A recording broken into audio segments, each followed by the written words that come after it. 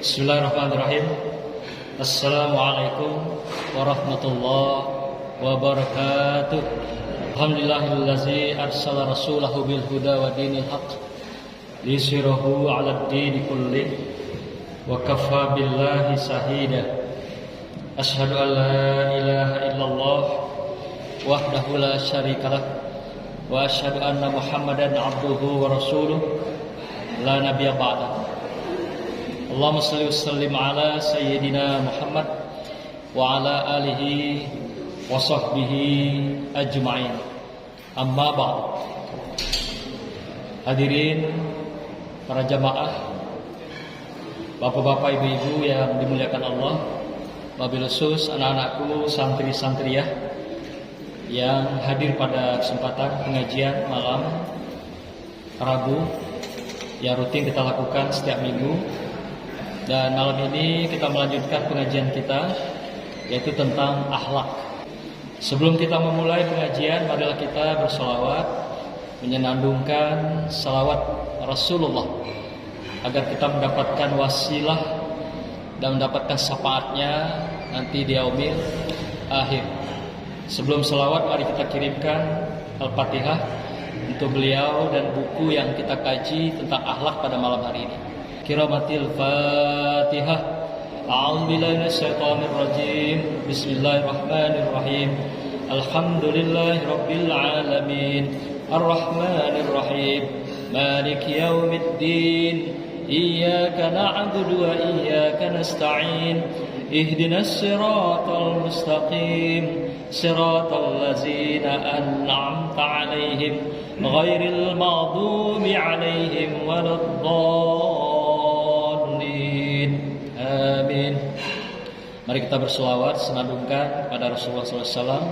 Semoga kita mendapatkan wasilahnya dan syafaatnya di yaumil akhir kelak. Marhaban ya Nabi, salam alaika. Marhaban ya Rasul, salam alaika.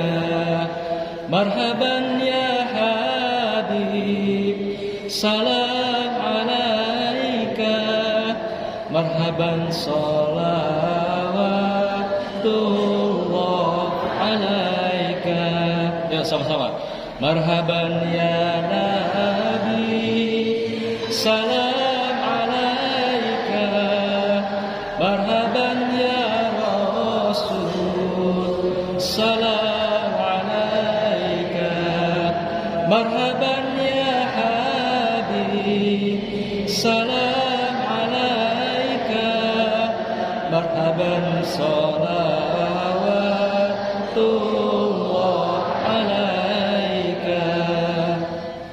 An-Nabi sallu alaih, salawatullah alaih.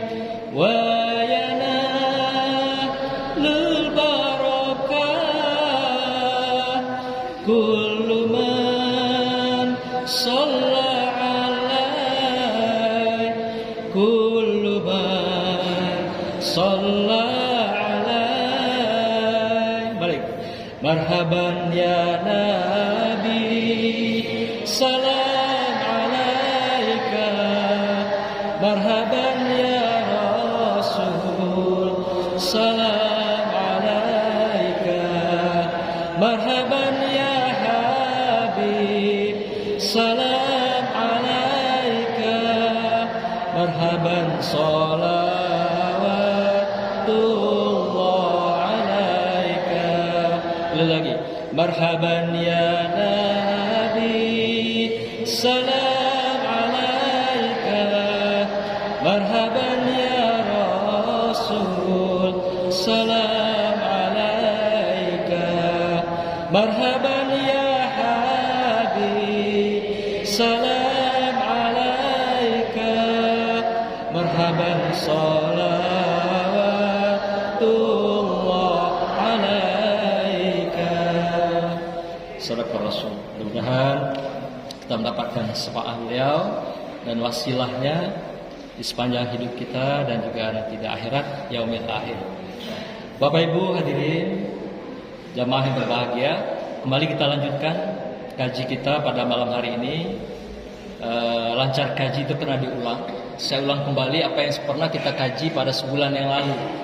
Ya, itu di pendahuluan ada 5 poin. Pertama, apa itu maksud dengan akhlak? Akhlak sudah kita sampaikan waktu itu adalah perilaku atau perbuatan yang tetap dan berwujud dalam diri seseorang. Artinya akhlak itu sesuatu yang sudah menetap dalam dirinya dan sudah berwujud perbuatan nyata, yaitu tentang kesalehan dan kebaikan. Nah, itulah yang dikenal dengan akhlakul karimah atau akhlak yang mulia. Jadi sesuatu yang sudah menetap dan berlangsung berulang-ulang dalam wujud kegiatan atau perbuatan kebaikan dan kesolehan, maka itulah yang namanya akhlak. Jadi kalau akhlak itu hanya masih muncul sekali-sekali, munculnya tiba-tiba, itu tidak dinamakan akhlak. Maka itu akhlak itu dibagi 2. Ada akhlak yang sifatnya karimah, mulia. Ada juga akhlak yang namanya mazmumah, yaitu tercela. Jadi kalau yang sekali-sekali nongol, sudah itu maksiat kembali, itu mazmumah itu namanya. Tapi yang namanya akhlakul karimah, sesuatu yang sudah berlangsung terus-menerus dan tetap dalam diri seseorang. Kalau ada beribadah terus 5 waktu, tambah lagi sunat-sunatnya tanpa berhenti. Tapi kalau subuh digawekan, kemudian zuhur kelewatan, asar ketiduran, nah itu menunjukkan bahwa belum menunjukkan akhlakul karimah. Itu masih bolong-bolong.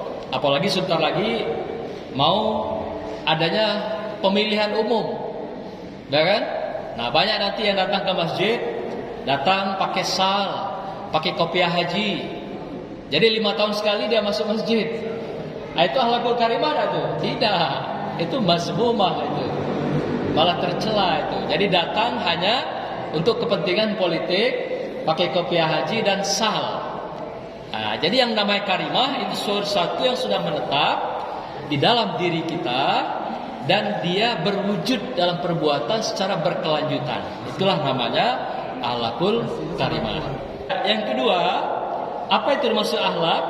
Nah, ditanya Umi Aisyah oleh sahabat, "Ya Umi Aisyah, apakah akhlaknya Rasulullah itu?" Akhlak Rasulullah itu adalah Al-Qur'an. Jadi semua ayat-ayat Al-Qur'an yang terdiri dari 6.666 ayat, itulah akhlak Rasulullah di dalam kehidupannya. Maka itu dikatakan juga bahwa Rasulullah itu adalah Al-Quran berjalan. Karena dia menerima wahyu, dia menyampaikan wahyu, dan dia juga melakoni dalam kehidupannya tentang wahyu yang disampaikan oleh Allah Subhanahu wa ta'ala. Sehingga kehidupan beliau semuanya adalah serba wahyu. Jadi beliau tidak pernah menjawab persoalan umat, masalah-masalah masyarakat dengan hawa nafsunya. Tapi in huwa illa wahyu yuha. Apa yang dia jawab, apa yang dia pikirkan, apa yang dia rasakan, dan apa dia perbuat dalam kehidupannya adalah wahyu yuha. Maka itu dikatakan akhlak Rasulullah adalah Al-Quran yang berjalan, Al-Quran itu sendiri. Nah, juga dipertegas oleh Umi Aisyah. Yang ketiga, kesimpulan yang lalu adalah bahwasanya kehadiran Rasulullah itu untuk menyempurnakan akhlak. Bagi siapa? Selain bagi umat Islam, tapi juga bagi umat manusia. Maka itu dalam sebuah hadis dikatakan bahwa kehadiran beliau adalah innama bu'istu liutamimma makarimal akhlak. Bahwa sesungguhnya kehadiran aku di muka bumi ini diutus adalah untuk menyempurnakan, memperbaiki, dan juga membenarkan akhlak manusia yang sudah berjalan sekian generasi di sepanjang kehidupan para nabi dan rasul. Bayangkan, dan sudah berjalan ada sekitar 313 rasul, 124.000 nabi. Bayangkan umat-umat yang sudah berjalan sebelum Nabi Muhammad SAW. Nah, inilah yang dikatakan Rasulullah, innama bu'istu liutamimma makarimal akhlak. Aku diutus adalah untuk memperbaiki akhlaknya para umat-umat yang ada, baik sebelumnya maupun yang akan datang, umatku sendiri, kata Rasulullah. Nah, maka itu dalam ayat juga dikatakan bahwa beliau juga adalah rahmat bagi semesta alam. Kemudian wa ma'arsalnaka illa rahmatan lil alamin. Dan tidaklah aku diutus di muka bumi ini, di muka bumi Allah ini, kecuali hanya untuk adalah bagi semua, rahmat bagi semesta alam. Arti semesta alam, makhluknya, manusia, tumbuh-tumbuhan pun termasuk mendapatkan rahmat dari Rasulullah Sallallahu Alaihi Wasallam.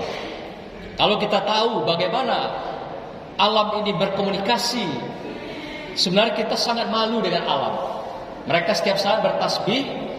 Demikian juga hewan-hewan, semuanya bertasbih kepada Allah SWT, menyanjung Rasulullah SAW. Ketika didekati oleh Rasulullah, mereka mengucapkan salam gitu, mengucapkan salawat. Bayangkan, kita saja tidak mengerti bahasa mereka, tapi sebenarnya ketika Rasulullah mendekati tumbuh-tumbuhan, tumbuh-tumbuhan itu bertasbih dan juga berselawat pada Rasulullah SAW. Sampai satu ketika Rasulullah pernah menggunakan mimbar itu dari kayu. Lalu kayu itu digantikan oleh mimbar yang baru oleh Rasulullah. Ketika mimbar itu digantikan, kayu yang bekas mimbar Rasulullah itu menangis. Menangis ditinggalkan oleh Rasulullah yang tadi dipakai bagian-bagian mimbar, tempat duduknya, tempat berdakwah. Tapi ketika dibuat mimbar yang baru, nangis itu kayu. Di antara para sahabat ada yang wara, yang bisa mendengar, bisa melihat tangisan kayu ini. Semua jemaah menangis yang tahu melihat kayu itu menangis. Apa bahasa diungkap oleh kayu itu? Wahai Rasulullah, kami bersedih, kami ibunya engkau tinggalkan. Dalam tangis itu merintih ditinggalkan oleh Rasulullah SAW. Pokoknya bersedihlah. Nah, sampai Rasulullah mendatangi kembali kayu mimbarnya itu dielus. Wahai sahabatku, engkau jangan bersedih, jangan menangis. Aku tetap mencintai engkau. Aku tetap bersamamu. Sekarang aku punya mimbar yang baru dibikin oleh jamaah. Bukan berarti aku meninggalkan engkau yang aku cintai dan aku sayangi. Nah, bayangkan kayu saja bisa menangis. Begitulah akhlaknya semua tumbuh-tumbuhan ini kepada Rasulullah SAW. Pun begitu juga Rasulullah memperlakukan bukan saja kepada manusia, tapi hewan-hewan, tumbuh-tumbuhan, tanah dan sebagainya, itu pun dia hargai dengan akhlakul karimah. Itulah contoh akhlak yang diberikan, sehingga dikatakan wa ma arsalnaka illa rahmatan lil alamin. Nah, kemudian bagaimana dia melakukan akhlaknya dengan alam ini, dengan makhluk, dengan manusia, adalah dengan uswatun hasanah, yaitu dengan contoh model. Apa yang dia ucapkan, dia lakukan. Apa yang dia rasakan di hati dan pikiran, itu yang dia lakukan dalam perbuatan. Sehingga menjadilah dia akhlakul karimah di dalam kehidupannya.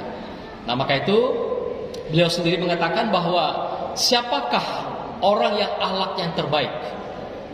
Adalah mereka yang baik dengan keluarganya, dengan lingkungannya.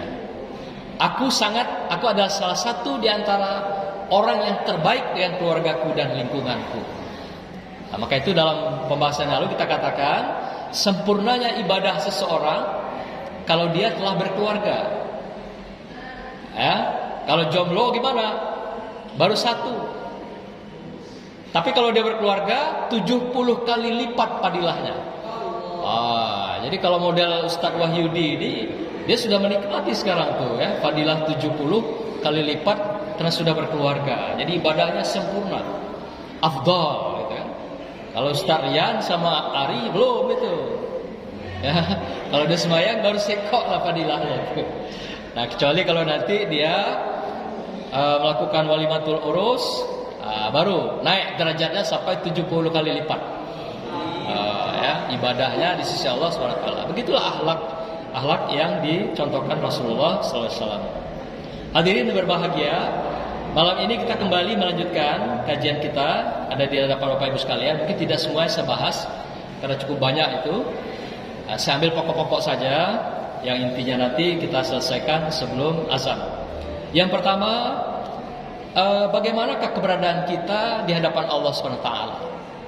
Kita adalah para hamba yang dilahirkan adalah untuk mengabdi kepada Allah SWT.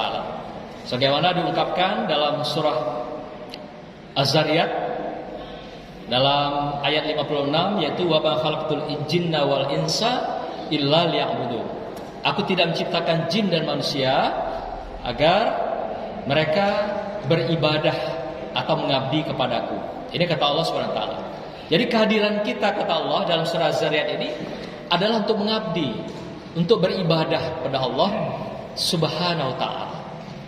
Artinya siapapun kita, yang kayakah, yang miskinkah, yang papakah, yang tunakah, semuanya diciptakan Allah adalah untuk mengabdi pada Allah Subhanahu wa taala. Ada dua di sini makhluk yang dikatakan Allah, jin dan manusia. Antara dua ini yang paling tinggi solehnya, tingkat takwanya itu sebenarnya adalah jin. Jin itu sebelum para malaikat dihadirkan, malah jin inilah yang paling loyal, paling takwa dan takut pada Allah SWT dan mengabdi pada Allah SWT. Tapi ketika Allah menciptakan Nabi Adam alaihissalam, maka ketika itu Allah meminta jin dan sekutunya mengabdi kepada Adam. Mengabdi dalam konteks ini, dalam pandangan mufassirin, bukan mengabdi beribadah, saudara, tapi hormat kepada Adam. Ya, kalau hormat bisa pegang tangan, salib sambil menundukkan kepala. Kira-kira begitu, bukan beribadah mengabdi kayak sholat gitu kepada Adam. Tidak, bukan itu maksudnya. Tapi adalah menghormati Adam. Tetapi apa kata si jin dan sejenisnya? Wahai Allah, bukankah aku diciptakan jauh lebih mulia dari Adam?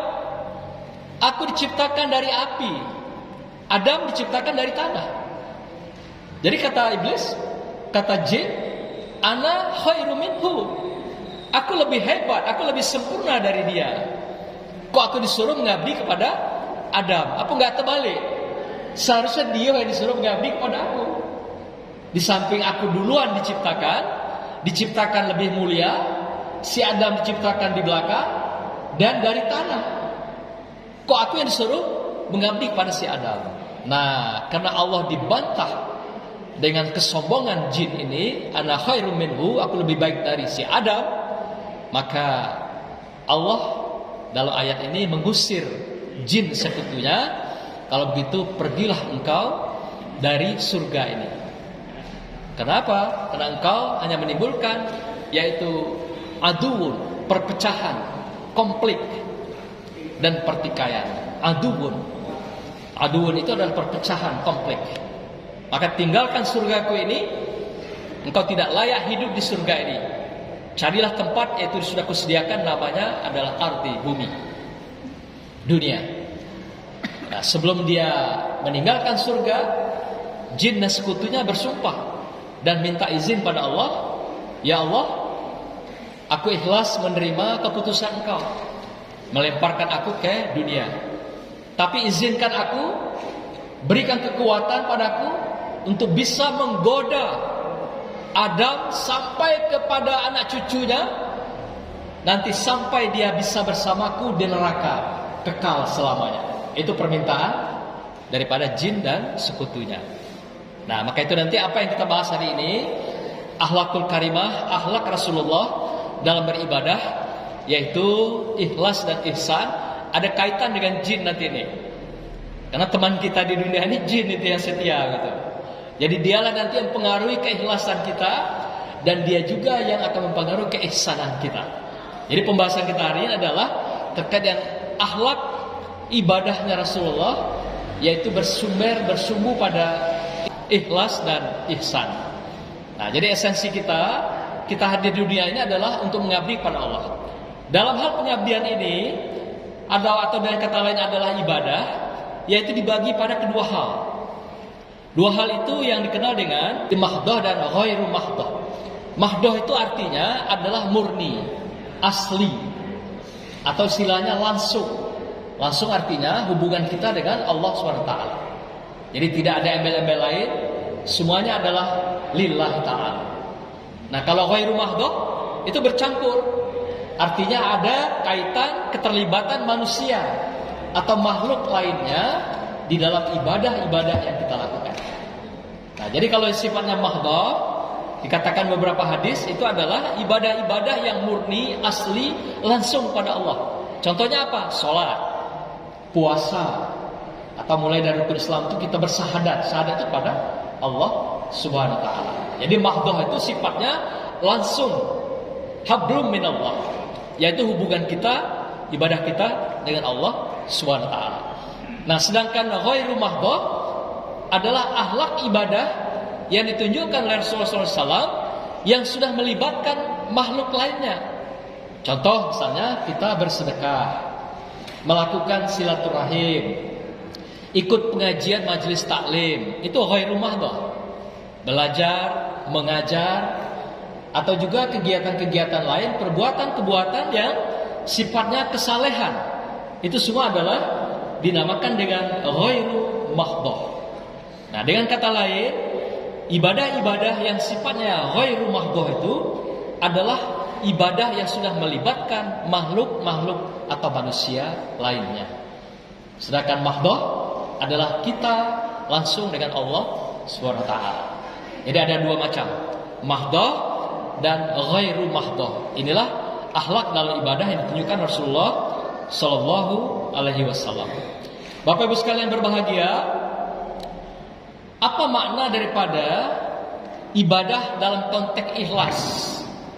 Nah, ibadah itu ditentukan oleh sebuah keikhlasan dan ditentukan oleh niat. Jadi kalau ibadah kita tidak dilakukan dengan ikhlas, apa arti ikhlas itu? Ikhlas itu sama dengan mahdoh tadi artinya, yaitu asli, murni, tidak bercampur dengan yang lain. Itu ikhlas. Jadi kalau membawa unsur-unsur lain di dalam perbuatan ibadah kita, berarti itu tidak ikhlas. Contoh misalnya, kita sembahyang ke masjid, itu kena segan dengan mertua. Nah, itu sudah bawa orang lain itu. Ya, atau sang suami segan ya dengan istri, pergi berjamaah ke masjid. Atau istrinya segan dengan suami, atau istri suami istri segan dengan menantu, pergi ke masjid. Jadi faktor-faktor yang menyebabkan dia melakukan ibadah itu ada faktor-faktor lain. Jadi tidak asli, tidak murni, tidak original kalau istilah sekarang itu. Artinya ada ketergantungan dia ketika melakukan ibadah-ibadah itu dengan makhluk atau dengan orang lain. Jadi ada yang tergantung di sana, kayak ada yang terikat begitu. Nah, maka itu ikhlas, gunting gantungan itu, putuskan gantungan itu, maka dia akan menjadi ikhlas. Kalau ada karena yang lain tadi, lepaskan karena itu, maka dia akan menjadi ikhlas. Jadi setiap orang pasti akan punya levelnya, tingkatannya ikhlasnya masing-masing. Ustadz Wahyudi misalnya jadi imam dengan suara yang begitu elok, lantang, dan juga mendayu-dayu. Sudah sembahyang dia merasakan, waduh, aku nikmat yang sholat. Pasti jamaahnya senang semuanya. Itu sudah tidak masuk dalam ikhlas. Ya, begitu juga baca doa. Doanya begitu elok, indah, sendu. Begitu juga qori-qori'ah. Sudah ngaji begitu bagus, baik. Tapi setelah itu apa yang dia bilang? Waduh, suaraku tadi pasti diterima oleh orang dengan sangat-sangat sendu dan sebagainya. Nah, bahasa itu sudah menghilangkan keikhlasan. Begitu juga kita ke anak-anak tahfizoh. Ya, ketika hafal sudah 30 juz, kemudian dengan 30 juz itu dia riak. Insya Alhamdulillah aku sudah hafal 30 juz. Pastilah orang-orang bangga dengan aku, keluarga aku akan bangga. Nah, itu sudah menjadi sebuah riak, sesuatu yang ditampilkan ada ketergantungan karena orang lain.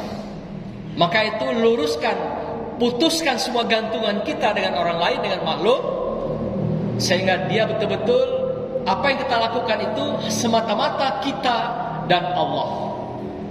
Ya, asli, murni, tidak bercampur, tidak tergantung karena siapapun, oleh manusia ataupun makhluk. Disitulah ikhlas itu akan muncul menjadi sebuah pribadi kita dengan Allah Subhanahu wa ta'ala.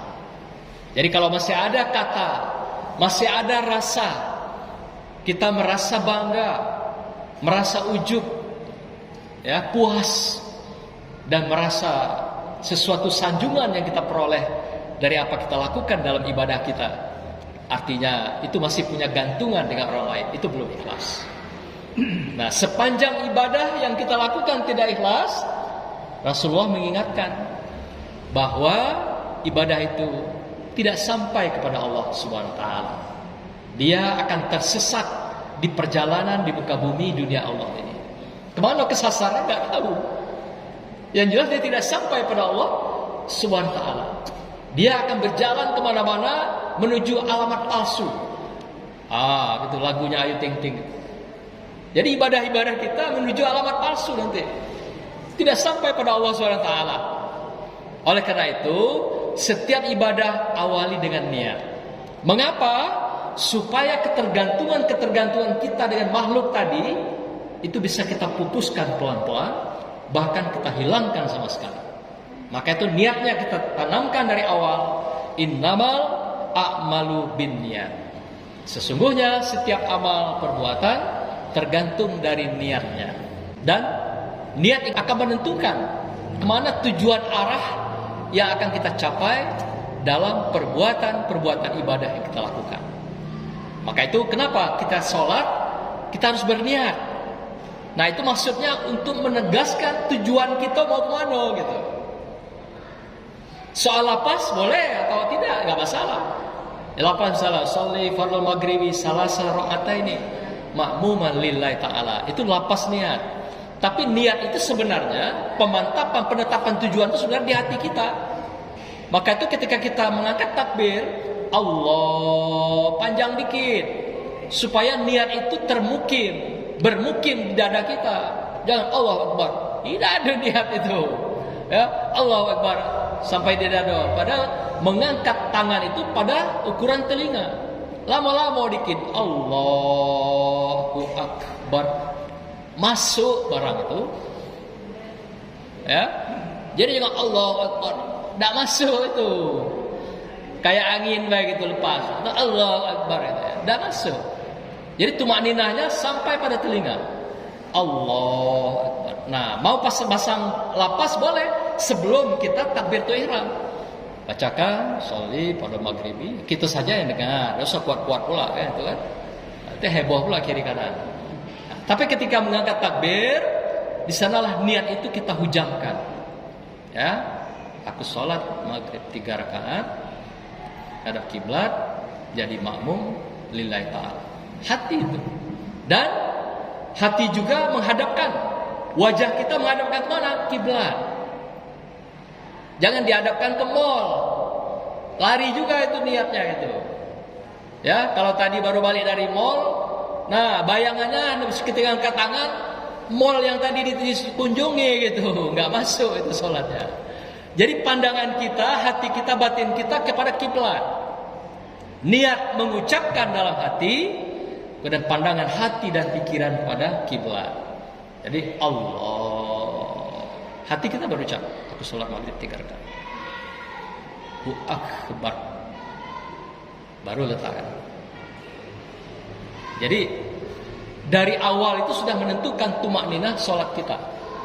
Itu akhlak dalam ibadah yang ditunjukkan Rasulullah Sallallahu Alaihi Wasallam. Nah, sering kita lihat ada yang buru-buru pas datang Allah, dan gitu. Awal pertama itu menentukan, selanjutnya terserah Anda. Nah, gitu ibadah ya. Jadi kalau dari awal bela surusuk-rusuk ya, tidak menunjukkan tumakninah, perjalanan berikutnya itu dipastikan tidak tumakninah, tidak sempurna. Nah, jadi tunjukkan di awal itu Allahu Akbar, masuk dalam nikmat rasanya. Kalau diawali dengan tumakninah, mulai dari niat kita menetapkan ibadah kita itu. Pun begitu juga ini mahdoh ya, yang ibadah kita pada Allah SWT. Bagaimana dengan yang lain-lain yang ghairu mahdoh? Sama juga. Niat kita bersedekah, pasang dulu niat di awal, kita membantu. Atau sedekah itu misalnya mengeluarkan sebagian dari harta kita yang kita dapatkan rezeki Allah, kita keluarkan. Niat itu dulu. Tapi kalau niat dari awal sudah jelas-jelas bahwa untuk pencitraan ketangku tadi, tambah pula wani piro, itu sudah lari dari awal, niatnya sudah tidak jelas itu. Itu sudah dipastikan tidak akan sampai kepada Allah. Yaitu tadi, dia akan berjalan merayap di dunia ini ke alamat palsu. Tidak sampai ke mana. Mungkin pencitraan dia dapat, tapi makna nilai ibadah di sisi Allah nggak dapat. Nah, maka itu ditentukan pada hal tadi, yaitu ikhlas dan niat. Nah, itulah yang diajarkan Rasulullah pada kita semua di dalam kita melaksanakan ibadah. Bapak Ibu sekalian, kebalikan daripada ikhlas itu adalah ujub. Ujub itu adalah bahasa kitanya sombong, takabur, riya. Pokoknya menunjukkan dirinya lebih elok, lebih baik, lebih sempurna, dan menunjukkan kebanggaan-kebanggaan atas apa yang dia tunjukkan pada orang lain. Itu ujub namanya.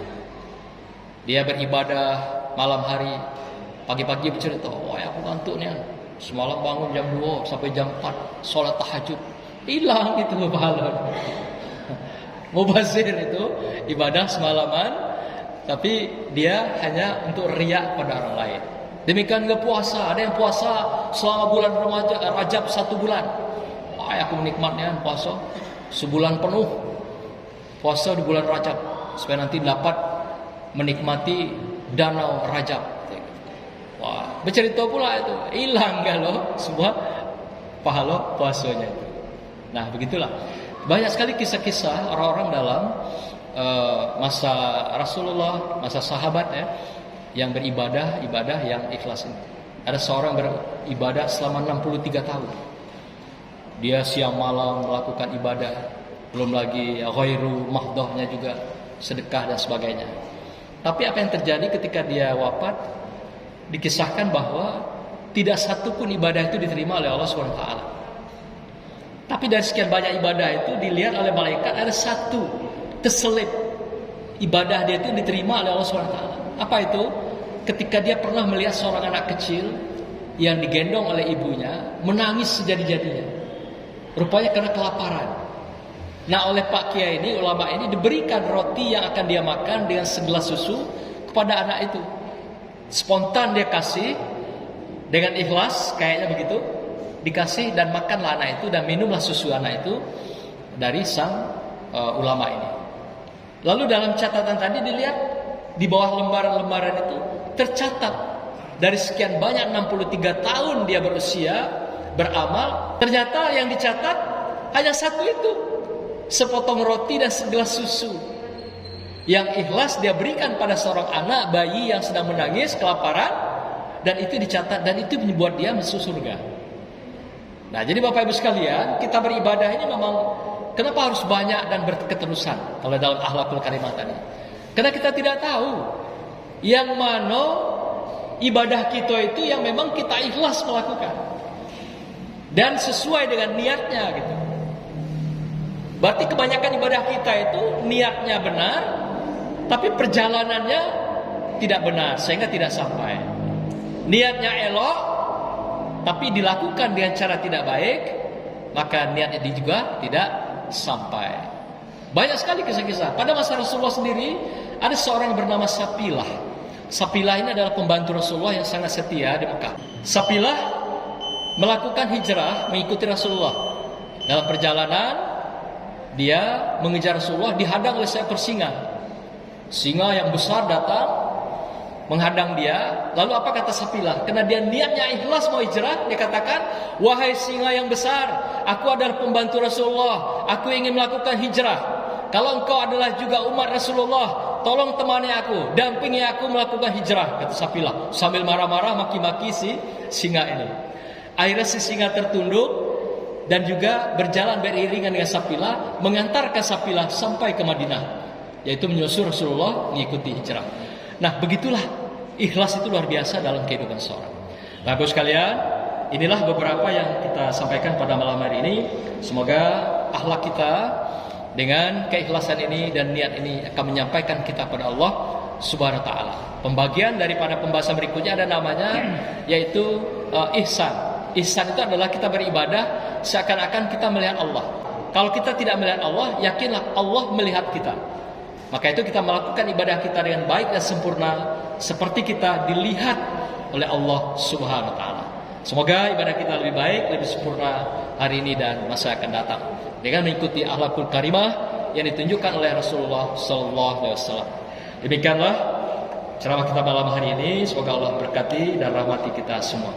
Wassalamualaikum warahmatullahi wabarakatuh.